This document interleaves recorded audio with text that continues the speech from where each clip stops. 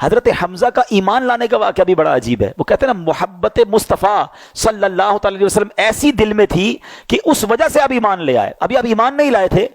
ابو جہل نے نبی پاک علیہ الصلوۃ والسلام کی بارگاہ میں گستاخی کی، برا بھلا کہا. جب حضرت حمزہ کہیں شکار پہ گئے ہوئے تھے، ہاتھ میں تیر کمان بھی تھا، واپس آئے تو ان کی جو لونڈی تھی یا کسی نے کہا کہ آپ کو پتہ ہے کہ آپ کے بھتیجے محمد صلی اللہ تعالی وسلم کو ابو جہل نے بہت برا بھلا کہا ہے. آپ کو بڑا جلال آیا، آپ نے کمان لی اور جا کے ابو جہل کے سر پہ مار دی. کہ تمہیں شرم نہیں آئی، تم نے میرے بھتیجے کو برا بھلا کہا. کہا اے حمزہ کیا تم ایمان لے آئے ہو؟ کہاں، سمجھ لو آج سے میں ایمان لے آیا ہوں. بس نبی پاک کی محبت ایسی دل میں جا گزی ہوئی کہ آپ نے کلمہ پڑھا اور آپ ایمان لے آئے.